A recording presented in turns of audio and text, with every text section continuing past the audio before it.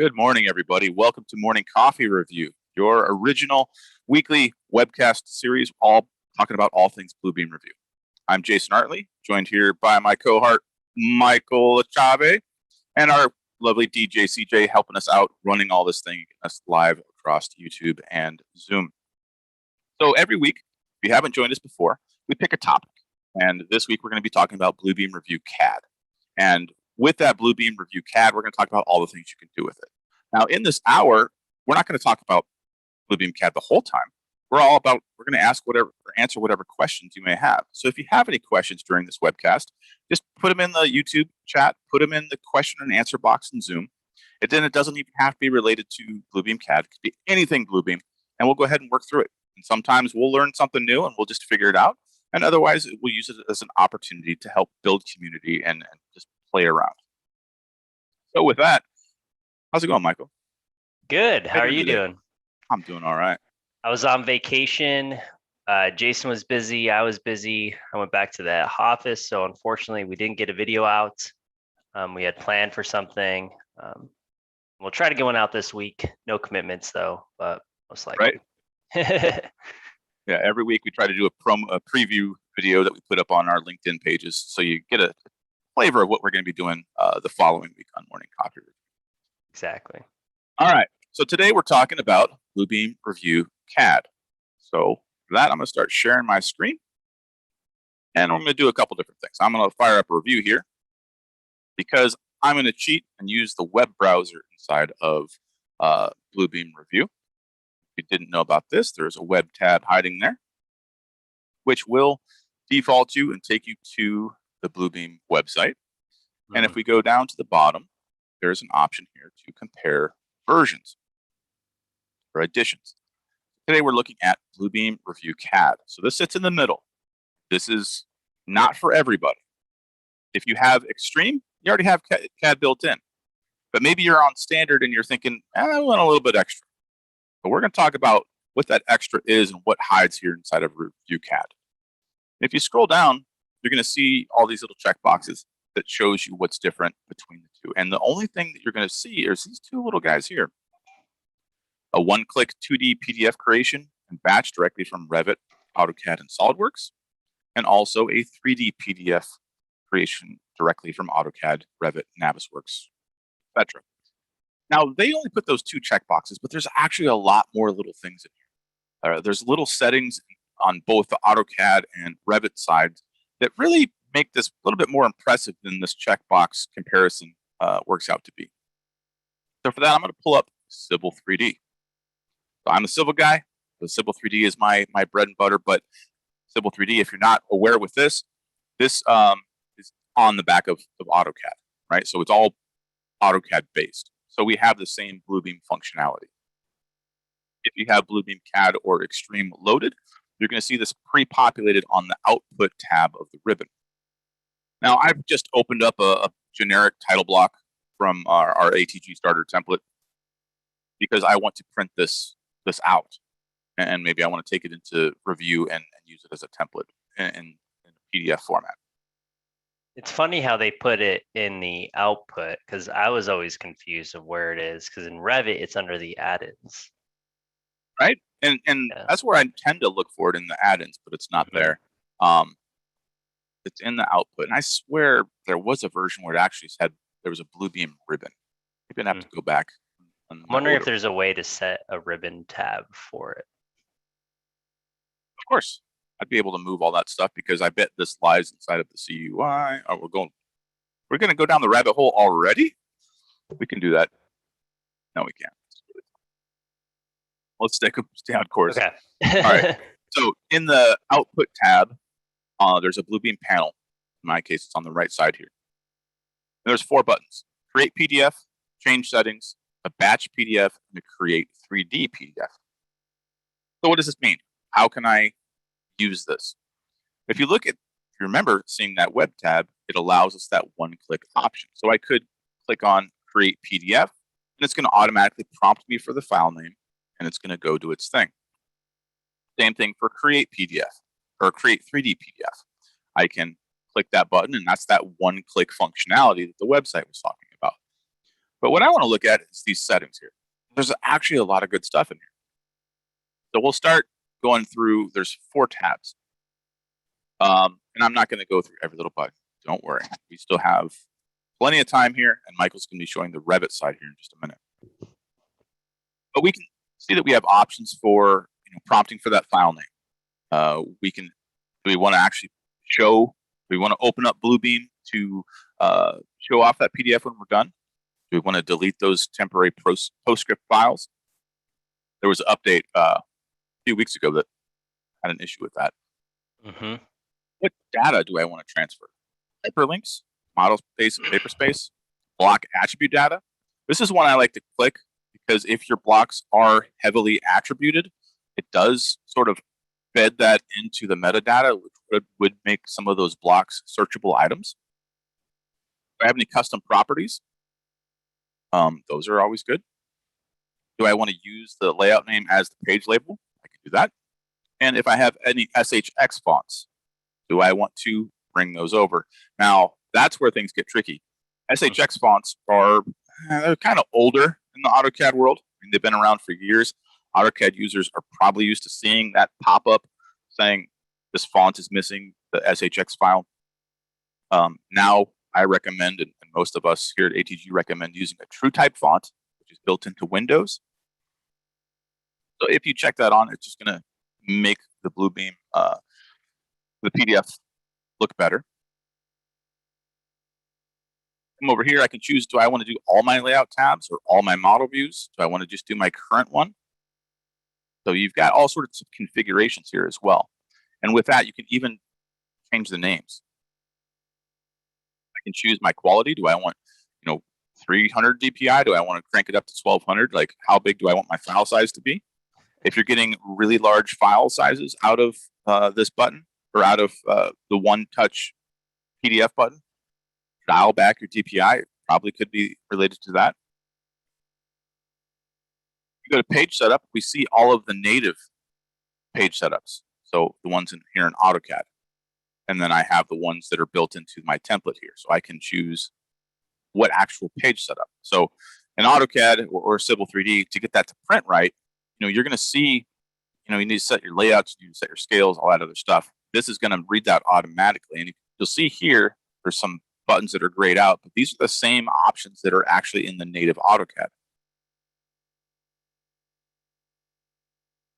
I'm going to come over to the PDF security tab, and this is where you can actually set passwords. So if I want to add security to this, so not only am I just creating a PDF, I can actually allow certain things to happen here. And if I enable permissions, I can limit the printing. I can force people to print in low resolution. I can prevent people from extracting pages or doing different things. I'm doing a lot more than just creating a basic PDF. I'm applying all these security functions right to my PDF that's resulting directly from CAD. I can allow certain things. I can disallow if I take off those checkboxes, and I can password protect all of that.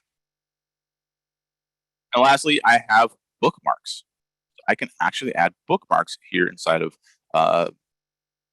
CAD as well, because I can add different things. If I wanted to go to a bookmark of my page number or of my scale, do all that stuff. So there is some great functions here, and that's just looking at the 2D PDF portion of this. Fantastic thing. Hopefully you guys out there are using some of these functions. If you are, and you have any questions, fire away. Otherwise, I'll get Michael queued up to jump over to Revit, and we'll take a look at some of the settings that are on that side. And there's some other functionalities in terms of being able to plug into your Microsoft Word. Some of those other items, you can go into Navisworks and SketchUp, creating 3D PDFs from those softwares as well. Yep. You got your screen ready? Yes, I am ready, sir. All right, I'll stop my share. You can share yours. So yeah, well, it's talking about CAD, but it's really plugging into Word and Excel and Outlook, and all those things are ready to go as well. And I wish that the website, the Bluebeam website, would show you those things, because that's where I find a little bit more functionality, especially where I could take my whole inbox out of Outlook and just PDF it. Super cool. Yes, and let me actually go into here and continue down that area, compare. So as we scroll down, we also have, so functionality is still the same here, but we have some additional ones, and that's the two we were talking about. But the first one is converting rooms. Oh, you froze up. So while he comes back in, you can convert Revit rooms to review spaces. And this is something we covered a couple weeks ago. Spaces. Back. You're back. Okay. Yes. Converting Revit rooms to spaces. So in Revit, and I just opened up the architectural set, the technical school, I believe I've opened up. And in here, they already have rooms made. So rooms being utilized in Revit and exporting those out as spaces from Revit. I'm in Revit 2020, but there is the plugin for 21 and also I believe 2022 now. Is that true for AutoCAD as well, Jason? Not true for AutoCAD, but it is true for Revit for some reason. Okay. And then going over to my add-ins, because that's where this one is, there isn't an output here. I had the ability to go through and change my settings, just like Jason did. So before I even create my PDF, I have to enable the settings, and you have to actually create the PDF from the plugin here to get those rooms as spaces. You can't go to File, Print. You have to print them out from here. And this has a better batch plotting and printing anyways. So I always recommend just splitting from here anyways and going to create. But as going through here, you have this little button down here that says export rooms to spaces. It does have to be selected. Now, when you're exporting things out to spaces, you do have the ability to create area measurements already added onto them. So if you're trying to get an area measurement for a particular floor, for that room or any other information that you want to attach from the area measurement itself, that is the way we're going to do that by just already exporting it. Or again, when you have spaces, you can always right click on the space and say create area measurement, but you'd have to go to every single one to create the area measurement. So it's completely up to you. And if there's any openings in that specific area, you can subtract the openings already from it as you're getting ready to export it, like a shaft opening or something like that coming from the Revit environment. So these are the settings you have to set up. And again, going from there, you have the what to plot, you have create the current one that I'm in and any child views that it has, or all sheets or selected sheets. Again, the batch feature here is great. You can set it up specific to your project. So you can save this setting as, and it's going to go through and plot specific views. You can also have it not show particular things from the view. So this is an additional part where you can say, hey, actually, you know what? I don't want you to show my drafting views. Great. It won't show the drafting views from whatever sheets you have set up. So I don't know, like the north view, maybe there's some drafting views on there and we don't want to have any of those being shown. So again, you can still be selective on things that you do want to show and you don't want to show as well. So I'm going to hit OK from here. And when you get ready to export them out, they will default to a color. So I'm just going to open up a default one that we've already had open. So from here, I already have some spaces created. I'm curious to see if this does what I think it's going to do. What? So when you exported those area measurements, that would assume that the resulting PDF file already had a scale assigned. Is that true? And it does, looks like it does have that 10.9 equals 1 foot. Oh, you're saying scale? Yeah, applied to it already, correct. Yes. But it defaulted it all just for whatever the area was. So not any of the elevations that it had going along with it. But into here, you have your spaces and it defaults the color. So again, you can go through if you're trying to make it more of like a color coordination keynote or something. You have that ability to go through to properties, changing those spaces out to whatever color you wanted to have. And that's the bathroom, which is here. Again, you can always right click and create the area measurements.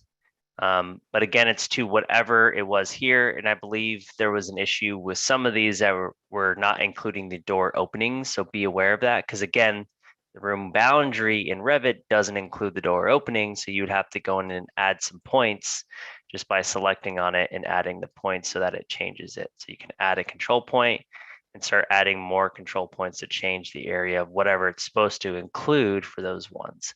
It defaults the numbers for them as well. So if you want to go through and renumber these, rename, you can also create a quick snapshot, which is a cool tool as well. Maybe you're trying to get a better coordination of some items that are in that area. You can always create the snapshots and maybe drop some custom tool sets into there to reorganize the room or something. Who knows? It's just a cool little feature I always like to show as well. And if these weren't created from your printout, for those of us that aren't using the design environment as Revit, like you're coming from AutoCAD with your plan sets, you can always go onto your spaces panel. And if you can't see your spaces panel, you just right click, say show, and you go all the way to your spaces, or Alt+S for those of us that love hotkeys, which we can't learn, unfortunately. But you can go through and create your own spaces, so don't feel left out at all. You have that ability to do it as well. This is also great for doing punch walkthroughs because your punch list can be assigned to a space. And then in your markups list, you can then go and locate by the space that you have. So it's itemizing whatever you have in that specific space. You have anything else to add about spaces, Jason? No, we talked about spaces a couple of weeks ago on a previous episode, and that's a good segue. If you missed out on some of these morning coffee reviews, they are all available on our YouTube channel. Yes. So if you want to see my wall change, and all of us, that's where you can see it. But okay, going back to here, you can batch convert files from JPEG. Now, this is actually a cool feature because I did this before from a JPEG where I exported the JPEG as an Excel file, right? I was trying to get some information from somewhere. It wasn't natively in Excel, and I needed to do that. So what I did is I created a snapshot, right? So everyone knows the snippet tool, right? I went through and used the snippet. It created an image. And then when I created the image, I opened up the image and printed it as a PDF. And then from here, you can also file and export a PDF as an Excel document. So export it out to Excel. So again, there's some pretty cool workarounds if you don't have some files in a certain manner. You can batch convert. Again, this is multiple files. I did it for a single file, but again, you can do it that way. This is what Jason was talking about, import files with Shx fonts, import sheet sets as well. And as we go down, and that is pretty much it. But going to Microsoft Word is what I'm going to, or Outlook, sorry, is what I'm going to open up. I did have a client that wanted to batch print files from emails being sent. So what you can do is you can create PDF, or you can select an entire folder to create an archive PDF of those. So from here, I can say, hey, all of my inbox, which I'm not going to because I have 7,000 still in here that I just don't delete. But as you go into here, you can actually go from your inbox, say, hey, I want you to create PDFs of my entire inbox here. I probably wouldn't do that. I'd probably It's going to be a large file. Yeah, it's going to take a while, so we're not going to do that. But I could do my working set here if I wanted to. Or again, you can just create your PDF here. So if you wanted to go through and just create a PDF from whichever one you're opening or selected, you can go through and create your PDF as well. So that's the add-in from there. You can also have Word, Excel, right? You have the ability to have the plugin in Excel to go through and create your PDF set. We will just do this room calculations. I can go to here and say create PDF, and it'll create the PDF from whatever I have open. And again, you have batch, change settings for any of these as well. And you can save it, change the DPI, and probably lower is the best, but always up to you. You get to decide. So those are those plugins for those ones as well. Let's see.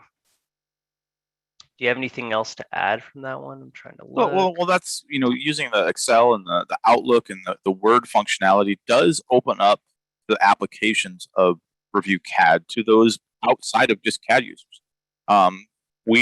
Whenever we're demoing and recommending Bluebeam Review for clients as a replacement for Adobe.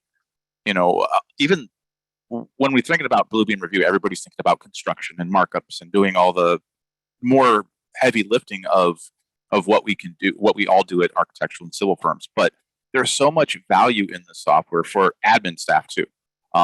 The backbone of every company is having that admin staff putting things together and making sure the machine is running well. And some of those things like that organization makes their lives easier too. Exactly. Manipulating PDFs, editing PDFs, creating forms for people to sign, all of those RFIs, all the, winning us the work. Yes, I agree. The next one would be 3D PDFs, right? That's the one to finish with it. So 3D PDFs can be created natively in the design environment here. Now for you though, you have to do a workaround, right, Jason? And we'll let you talk about that. Yeah. I tried, so when I first had it, I opened up a corridor and just tried printing it and it didn't work. But we'll go to our environment here. You had to be in a 3D view. So I don't know if I want to turn this off. I'll probably hide this because I don't want this.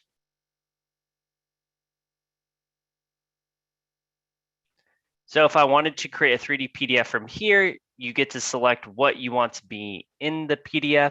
So maybe I don't want the entire item here to be shown. So we can go down and create a selection box here, but we'll just do the entire one for this instance here.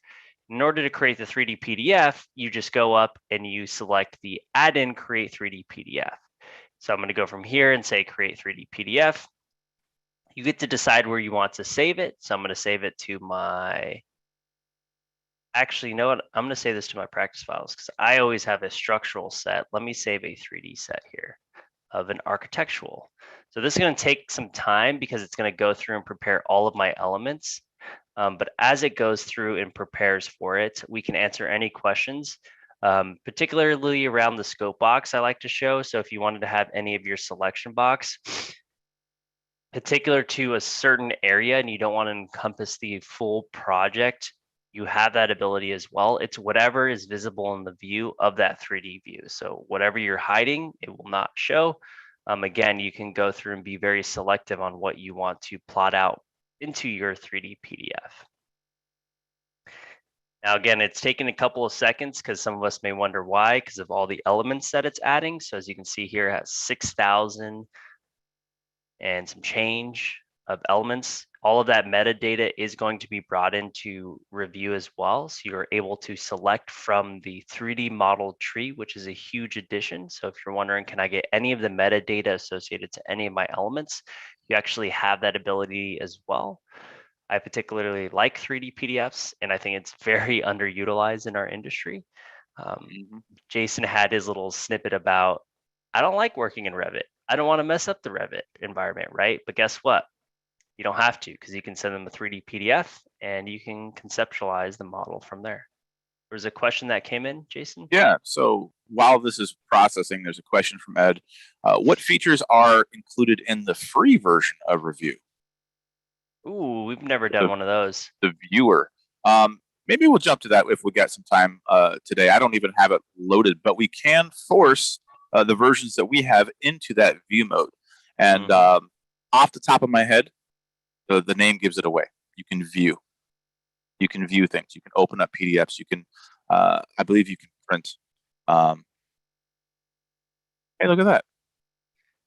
So it's loading. That just pop up? Yeah, so I haven't updated. For all of us that have updated, there was a new update for the plugin support, the latest versions of AutoCAD, Revit, and Navisworks, fix bugs. I didn't update to this 3.1 or 0.30. So I'm gonna hit remind me later. I already did do that, so I'll have to open up my 2022 versions and see if the plugins appeared. So if they don't appear, I know the solution for that, and it's unfortunately install AutoCAD. Reinstall AutoCAD? Yeah, because it happened to me for Revit, because I still have an uninstalled 2021. I don't have the plugins to go into 2021. But here's the 3D PDF, so we can go through and select particular elements again. So you can, it's a little different floating around. So as I'm left clicking and holding, I'm panning around. And then to grab the whole model and zoom in and out, it's the shift and then left click and drag. So it is different from your design environment. So if you go immediately from Revit into here, you're like, I'm so confused. But once you start selecting elements, a cool thing about this review environment is actually it hides a lot of the other surrounding elements so you can actually see the particular one that you're selecting. So when you're being pre-selective and in trying to select particular elements like you're trying to walk through with the client, you have that ability. Again, we did go over a lot of this and some things Jason and I discovered along the way. So I recommend going to that video. I don't recall which one it was at. 3 weeks But ago? yeah, you had that ability to go through and you could walk through and be very selective. I'm glad I did this because I really wanted an architectural set. But you can be very selective on particular items that are in here like that. What is that? You can go to your 3D model tree and it is selected. So it's a 60-watt incandescent here. It's a lighting fixture. Here's all of the element information that was brought over from the architectural project. Pretty cool. Definitely cool. Because as I was mentioning, like I'm scared of Revit. I'm going to break something. But if I view the 3D PDF, then I can still see all that data. I can, click on things and figure out what they are. I don't know why they call it glazing and not windows, but that's a whole other story. But we can look at things. We can cut those sections. We can still make markups. We can't do measurements, but we can actually move things. We can mess around with things. We learned this. Oh yeah, we did. Using the transform button. Yep. You can change lighting. This is really handy for just visualizing it a little easier. And these 3D PDFs also work on the iPad version. So you could, if you're in a meeting, that's a lot easier than bringing out your whole laptop to walk through your Revit model. Do they work in the iPad? I think they do. You have to try on yours. This before. Yeah. I know they don't work on my Mini. I would actually like to see if they work on the Pro. So just be aware of that. All right, 2 questions. Can it be placed in a studio? So can we put a 3D PDF in our studio project or studio session? Yes. Yes, we can. Yep. So studio sessions is meant to be 3D and 2D PDFs only. So in that session, and I should be logged in on my other one. I don't know, I'm not. And David wants to know where you can find 60-watt incandescent bulbs because he can only find LEDs. So he's wondering if your model is old. Hey, this isn't my model. This is the Autodesk model. So. Oh, so yeah, it's probably pre-LED. Yeah, pre-LED. Can you even buy? Didn't they no longer make incandescents anymore? Oh, I'm sure you can find them, but. Yeah, so from here, I believe, is it this one? Yeah, so here's a 3D model. Again, please let it load, otherwise it crashes if you're trying to already move around. So don't touch anything while it's being loaded in. And just because there's so much data in there, and there's all those attributes and all those things that are showing up inside of the 3D model tree. So it's not just trying to graphically load it, it's trying to fill out all those tables. Yep. So here is the 3D model specific to that one. And that was in a session. Alrighty. And then incandescents. Yep. Okay. So moving over from the 3D model tree area and over to here. Does anyone have any questions about the 3D PDFs and how we're able to print them out? I could have brought something into Navisworks so we can walk through that workflow, but it's almost identical to what you did, is that you're going to see that plugin in that ribbon that allows you to make that 3D PDF. So for those of us who are not using Revit, a civil folks or somebody who's using something that is consumable in Navisworks, which is just about everything. That program can open up so much. But if you have something 3D in there, you can export a 3D PDF from that. So I've done like bridges and site plans from InfoWorks, bring them into Navisworks and then make it into a 3D PDF. There's some cool stuff with that. And I'll be doing a tech talk, which is available on the ATG YouTube channel in the next couple weeks. Great. We do Look have a forward to seeing question here that. from Ed. So this is a good segue as we move away from the 3D PDFs. What gives you better performance when working with 3D PDFs in Bluebeam? Would it be more cores or more RAM or more video card? Like what's adding to our performance? And side note, Michael and I are cheating. We have BIMbox laptops, which are the fastest, best laptop that you can actually buy. And that's also a dig because if you try to go buy a performance laptop right now, you're waiting a while. BIMboxes are available today, and they work awesome. We've got way too much power in these laptops, and I don't ever say too much power because I'm a horsepower guy, but we've got so many cores and so many RAM. I got 64 gigs of RAM in my laptop, so my 3D PDF performance is ridiculous, and I'm sure Michael's is too. So it's hard for us to say what's going to make more difference when it comes to this performance, but I'm guessing there's no such thing as too much RAM. Add more RAM. That will help you out greatly, especially if you're on a laptop with a integrated video card. And an easy fix is RAM. I would do the 3200 base for your RAM. That's an easy fix. That's not going to solve all of your solutions. Your random access memory is for clickable actions, so processing and computing. So just be aware that it's not going to quickly solve your issues. I always recommend it's a compounding issue, right? Because your CPU is going to run the calculation, send that calculation to the RAM for a click-by-click solution, and then send it back. So just be aware, RAM is not always a solution, but what's heavy loading of the 3D PDFs, it's going to be a multi-use, right? Because you're using your core to process the information within it, and also it's a graphics issue, right? So you're going to also run into a graphics processing issue. So just be aware, we use one tool in our design lives, and the one tool to make everything work is your desktop or your laptop. So I always recommend using the proper tool for the job, and I haven't used anything that is close to what a BIMbox is. And I always hear that same thing where clients are like, hey, we have a gaming desktop. Does everyone understand that video games actually only leverage one core compared to what our design software actually leverages, and having something built for our industry, just like a gaming laptop or a desktop is built for video games, whereas BIMbox laptops and desktops are built for the AEC industry. So, indeed. So speaking of other products, there's a question here from David. Have you seen anybody produce anything from Trimble Business Center into review? That's a good question, because Trimble is not something that we support or know very well around here, but we do know that it can kick out files to a bunch of different things, and that's where Navisworks would come in.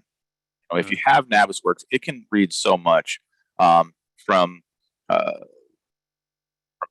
DWF files to FBX files to Inventor files to Leica files to Pro-E, Recap. I mean, it can do so much already. There's probably a format that's consistent between TBC and Navisworks. Now, as long as you can get it into Navisworks, you can get it out to Bluebeam.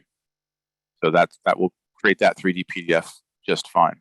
Yeah, finding the tool that will allow you to still create the 3D PDF, right, would be the item. Where can I get it into then to create the PDF? Because again, Review works with portable document formats. That's how it works. Right. Now, one thing that I did try that didn't work. So I brought a point cloud into Navisworks, and I tried to create a 3D PDF out of that, and it failed. It just created a blank file. So it failed miserably? It still created a file, but it was blank. There was no data that came over, and that's probably just because 20 million points is a lot more than the 6,000 attributes that you had in your Revit model. It just didn't like it. But maybe I'll try it with a smaller piece.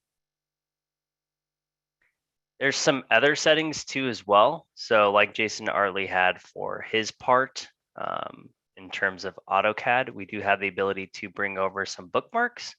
So if you want to have your bookmarks already enabled, which could also add into going from bookmarks into hyperlinks. So if you don't natively have your hyperlinks enabled and they're not printing out, right? Do you want to automatically create bookmarks from that area or index your bookmarks? All those items you have that ability to do. And you can create bookmarks from here as you're going through and getting ready to plot out your items. Also the PDF security, which Jason also showed as well. So enabling security and what's going to be able to happen when you plot out your PDF sets. And then going back to general settings, there wasn't too much more to add from here. Do you have anything to add from here as well, Jason, maybe? No, it's, pretty straightforward, as you can see. Great. Let's go back into review. There was a question about view mode. Now, I love view mode. So for those of us that have just View or Adobe Viewer downloaded, there is a great addition of view mode. So I highly recommend installing this over that. Again, 3D, you get a 30-day free trial when you download Review. And after the 30-day trial, it does expire and it goes into what we call view mode. Now, we can all switch our paid for version into view mode just to test out and see ourselves what it's going to look like and interact like. So I am actually going to exit out of here.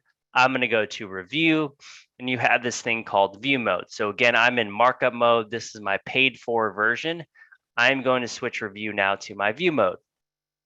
This is that VU. So that was the question that we had. What's the VU for view? That's the same thing as this. Yep, and here's a little warning. It says review is now in view mode. You may continue to view PDFs and participate in studio sessions. That's a huge part of view mode as well. You can still go into sessions. For the full functionality of review, switch to markup mode from the review menu. So I'm gonna hit OK. I'm gonna exit out. It goes to defaults to this presentation mode for view mode, by the way. So it's easier to view the documents. I don't prefer the presentation mode, so you can just unclick it here. And now we can see what's happening in here. From here, why is this thing defaulted? Let me move this up here. So from here, I have the ability to still measure. So for those of us that didn't know, you can still measure documents in the free version of Review. So you have the ability to measure, but guess what? They don't stay. So from here, once I click it, that's it. If I unclick it and exit out, they're gone. So it is not an actual markup being placed because you can't mark up in the free version of Review, but you do have the ability to take live measurements. Now, I do have the ability to still access Studio Project. So if I wanted to view PDFs or open up an Excel file that someone's stuck in a Studio Project, or if I invited the project owner, because we covered dashboards last week, and they want to have access to it and they don't want to pay for Review, guess what? They can have the free version of Review and still access the Studio Project for the dashboard or any files. And they can still get access to Studio Sessions and markup in a Studio Session as well. Jason, you look like you perked up a little bit. You have a question? I was curious to know if you could print from View, and I'm seeing the print logo, which is hiding behind my little recording thing. I've never tried printing from here, and that was one of the questions was, what can the view mode do? We were talking about what the CAD mode can do, but we never really talked about this one. So, yeah, and I actually have a question for you because the client asked this question. If I exported out, let's say I don't know, what's a normal sheet size? 22 by 34. If I were to go from there and try to do a 17 by 11 by 17, are they still going to be to scale, or does that need to be plotted out from the design environment in order for it to be to scale, right? Because you can print it out to half scale sheets. Right, and that's what makes 11 by 17 and 34 by 22 so wonderful, is that you have that even half scale. And thank you for saying that 34 by 22 is a normal thing. That's normally not what we hear from architects with their giant horse blanket sized pieces of paper. But with that, it should still be to scale, but it just might be in a different factor of 2 or half. If it came from the design environment 22 by 34, and then from Review, I printed it out by 1117, is it going to be scale? That would be my question. I'm going to say no. Because this was the question that came up from a client this week. They were getting PDFs that were pre-populated with the scale from CAD, not Revit. I'm like, that's not possible. So I'm curious if you can actually print these to scale and if it does stick. I don't think it does. Yeah, because it's good. My thought process is it's going to shrink it, right? It's not coming from the design environment and scaling it from there, which you can do, right? Because it will print to scale. If you have a title block that's 22 by 34, and then you scale it down, you say plot at half scale, it still comes out to scale. But from Right. here, we're taking a PDF. It's not rescaling, excuse me, to what is 11 by 17. Now, anyone out there, if you've tried it, please let us know. That's a great question.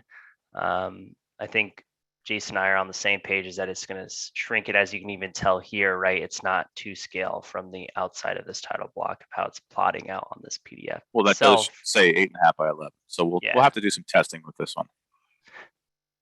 But I do like that it does include your spaces and your hyperlinks still. Yes.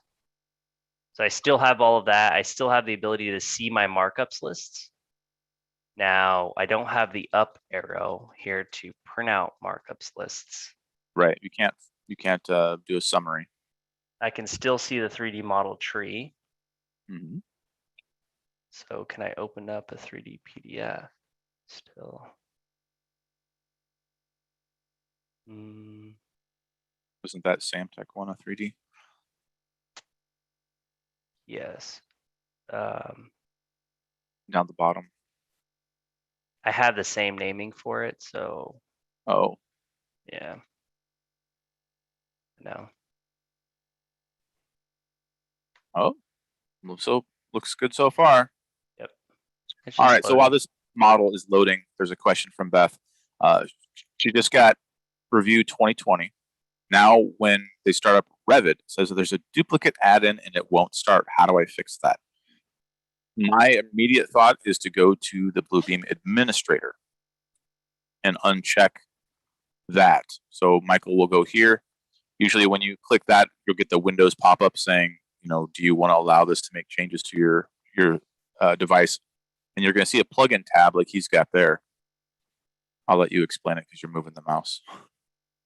Yeah, so these allow you to, well, she's saying there's a duplicate, so I don't know what's happening there. So that's where you would check. If there's two, Revit 2020s or whatever, just uncheck one or reset it. Yeah, I always go for the reset. And if not, and if you can't solve it and it didn't solve it, guess what? We have support as well. So if you are a client with us here at ATG and you did purchase your Bluebeam product, we do have a for sure response time of 2 hours, but usually they get to you within 15 minutes. Then you can interact with Kyle Davis. He's the best. Yes, I agree.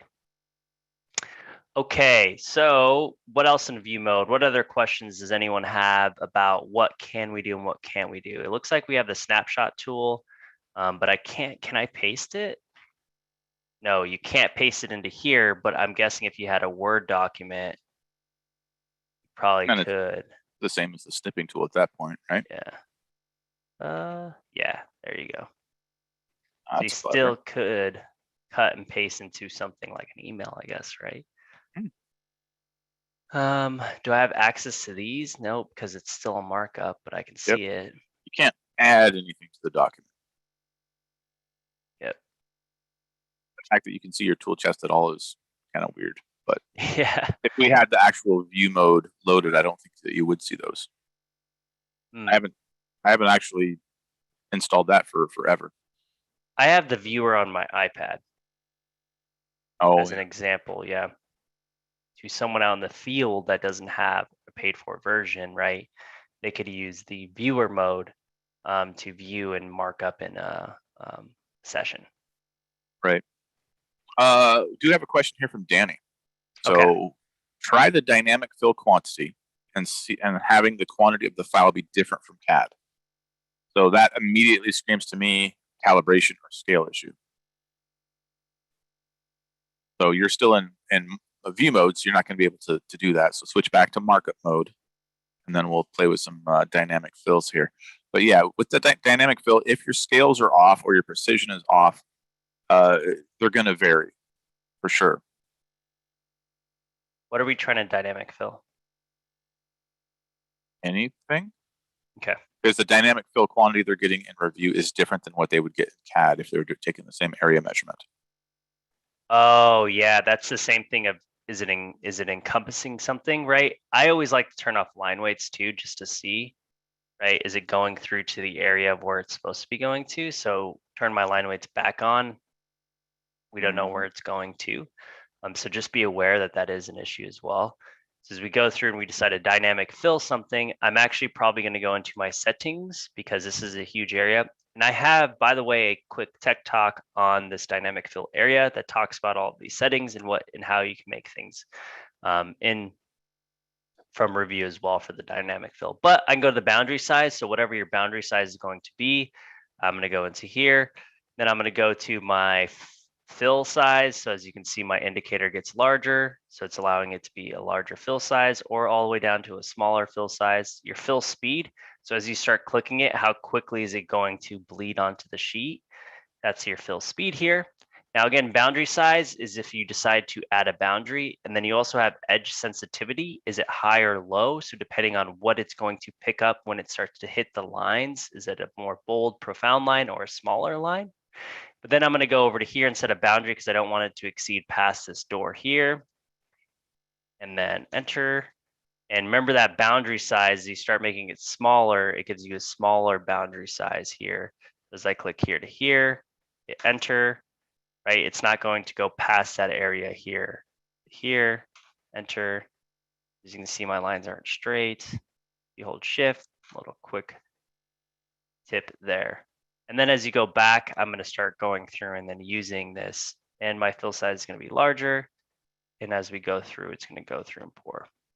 And see, I've missed some areas, right? And that's where that thing we were talking about is an issue, right? It's not going to include that area. It's bleeding over here. So you need to be aware when you're using this tool, as great as it is, sometimes it doesn't go into a particular area, right? Mhm. Anything to add with that, Jason? No, but we're a little off base on his question. So the quantity, he's trying to do a pavement quantity, and it's still not matching. So what you're getting in CAD and what you're getting in review just simply don't match. And I would say that you need to double check your calibration and make sure that your drawing actually is to scale. Your PDF file is to scale and your CAD file is to scale. Those should be pretty darn close, if not the same. Obviously, the precision matters, and depending on what CAD program you use, there are different varying levels of precision. So you could have a little bit of rounding, but I wouldn't expect it to be, off by more than a foot if they were set to the same scale. Yeah. So Jason understood your question. I did not. So, we can do, Civil 3D 2021, 10% or more.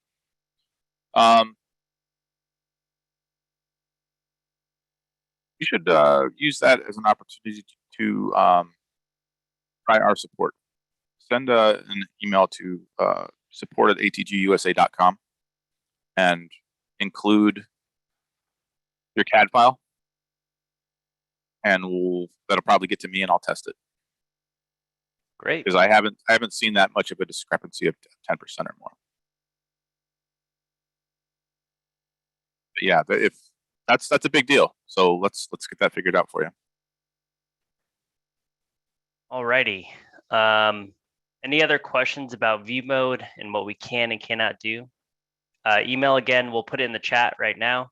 Jason, if you want to type in the chat. On it. Alrighty, so going back to view mode, we do have the ability to go into a session. Now, there are some limitations in a session, and that's where some clients are like, well, can I do copy over markups or import markups or anything like that? There are limitations in a session because of this very reason. If I am in view mode, I still have the ability to go in and mark things up. Now, that's why things are locked. Like I can't go into here and go into my markup list and grab any information, right? I can go into manage columns, but I don't have custom columns. Can I go into here and go and say, let's go and do, oh, look at that. It like eliminated all my documents here as well. which was trying to do batch document items. I don't have that ability to go through and do batch items as well. What happens if I turn into page 4 mode? I do have batch, but can I go in and slip sheet here? You do have the ability to slip sheet for some of your items, but in terms of what we're in here, we're gonna have to re-upload those items as well. So again, view mode does have some limitations. I didn't even notice that the batch went away when that did happen when I go into view, and it does. So batch items don't even show you what you have for that ability as well to go in and select. Well, batch is an extreme function only, right? Yep, you don't it see is. that in CAD or standard.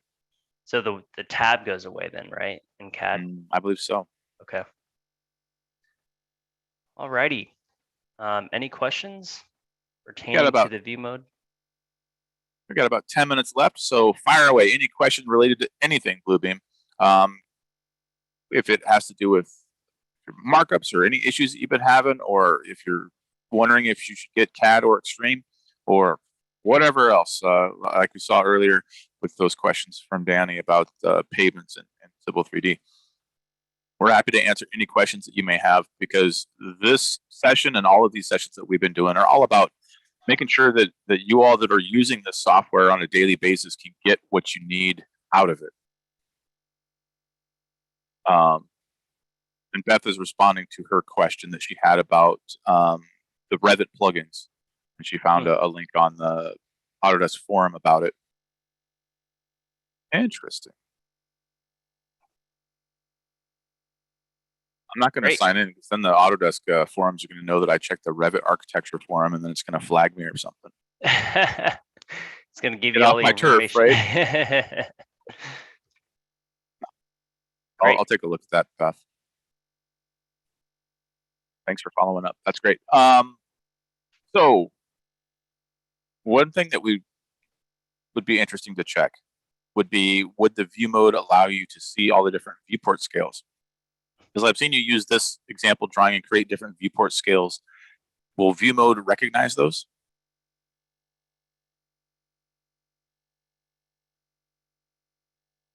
Because you can obviously measure different links inside of the view mode, but you can't place a measurement on the drawing. But if you can, you still read all of those?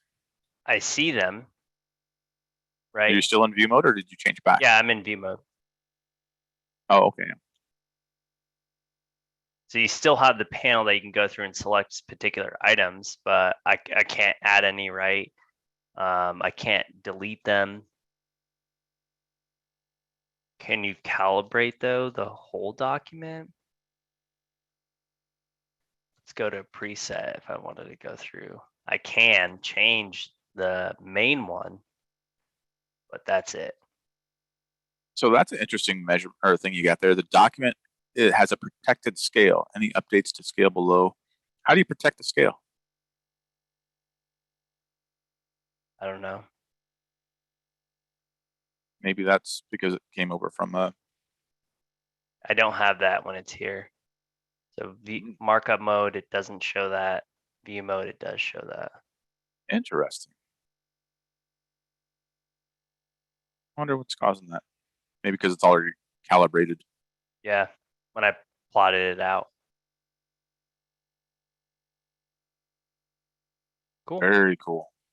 Always fun to learn new things. Yep, that's what we do here. Like I said, like I've said 1,000 times, this software can do so many different things, and every type of file that you open might be different, and people are using this in different ways, and it's always exciting to learn what's going on and how people are using it, because that helps us learn, so we can start showing other people too. Exactly. And it's always open for any questions. The topic is just for us to fill in time. So if you do have something troubling you throughout the week, feel free to bring it in. And if it is something more that we can't solve, always reach out to our support. That's not a how-to area. This is a how-to area. That area is if something's not working. So always bring your questions if you ever trying to figure something out or have a possible workflow that you want us to test out live. We're always here to help with those scenarios as well. Absolutely. And for those that are joining us on Zoom, when you exit the webinar or the webcast, you'll be popped up with an option to answer a couple questions. And if you have any ideas of topics that you want us to cover, feel free to just put them in there. We try to build these out a month at a time. We don't have any topics picked out for July yet. If there's something that you want us to cover or use as our little filler topic, let us know, because again, we're all about you, the community. Same thing, if something pops up in your head, reach out to us on LinkedIn or drop us an email. We'd be happy to cover whatever you want us to cover, because we can't do this without your engagement and involvement. And with that, thank you for your engagement and involvement. Yeah, exactly. Thank you. Thanks everyone that always comes by, for always coming in and tuning in early. Again, you're always welcome to tune in 15 minutes early, get to know us a little bit more as we get ready to open up the room for everyone. And in that YouTube live world, you can always come in and join the Zoom as well.